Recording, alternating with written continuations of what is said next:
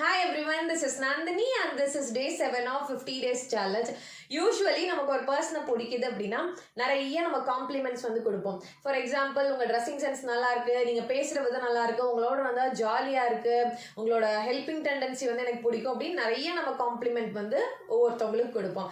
எனக்கு வந்து அதிகமாக வர காம்ப்ளிமெண்ட் வந்து என்னென்னு பார்த்தீங்கன்னா, உங்கள் வீடியோஸ் பார்த்தா பாசிட்டிவாக இருக்குது, நீங்கள் பேசினா வந்து ஒரு பாசிட்டிவ் வைப்ஸாக இருக்குன்னு சொல்லுவாங்க. And I feel very happy.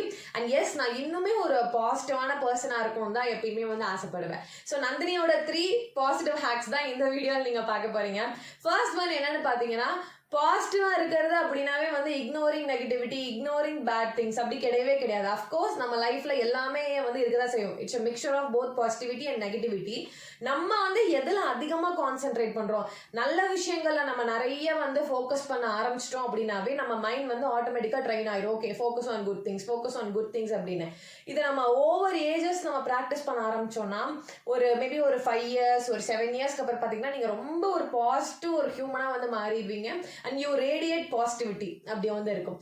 Second one என்னன்னா, your circle which you choose. அதாவது உங்க சர்க்கிள் மேபி ஒரு ஃப்ரெண்ட்ஸா இருக்கலாம், இல்ல ஃபேமிலியா இருக்கலாம், அவங்க வந்து உங்களை அடுத்த ஸ்டேஜுக்கு லிஃப்ட் பண்ற பர்சனா இருக்கணும். உங்களை போட்டு கீழே புட் டவுன் பண்ற பர்சன்ஸா இருக்கக்கூடாது.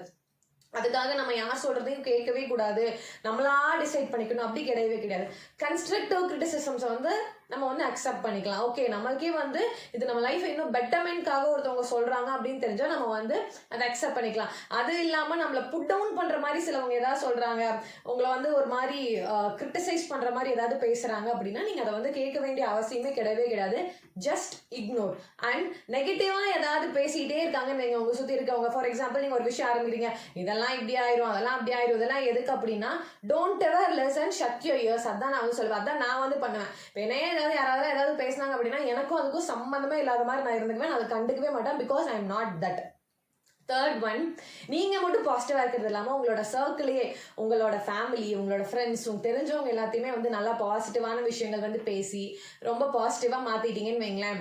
நீங்கள் எப்பயாவது ஒரு நாள் டவுனாக இருந்தாலுமே உங்களை சுற்றி இருக்கிறவங்களாம் பாசிட்டிவாக இருப்பாங்களா, அவங்களோட பாசிட்டிவ் வைப்ரேஷன்ஸ் வந்து உங்களை இன்னுமே வந்து ரொம்ப சூப்பராக ஒரு பாசிட்டிவான பர்சனாக வந்து மாற்றிடும். That is what I do. எங்கள் வீட்டில் இருக்கவங்க, என் ஃப்ரெண்ட்ஸ் அண்ட் ஃபேமிலி, இன்ஸ்டாவில் யார் கூடயாவது ஃப்ரெண்ட் ஆகிற அப்படின்னா அவங்களையுமே நான் வந்து பாசிட்டிவாக மாற்றிடுவேன். அதனால தான் நான் எப்பயுமே வந்து ஒரு மாதிரி பூஸ்டிங்காக வந்து இன்ஸ்டாவில் ஸ்டோரி வைக்கிறதாகட்டும், வாட்ஸ்அப்பில் ஸ்டேட்டஸ் வைக்கிறது, அது படித்தா அவங்களுக்கு வந்து ஒரு சந்தோஷமாக இருக்கணும், அப்படி தான் நான் எப்படியே தவிர சேடாக இருக்கிற அந்த மாதிரிலாம் நான் எப்பயுமே பண்ணவே மாட்டேன்.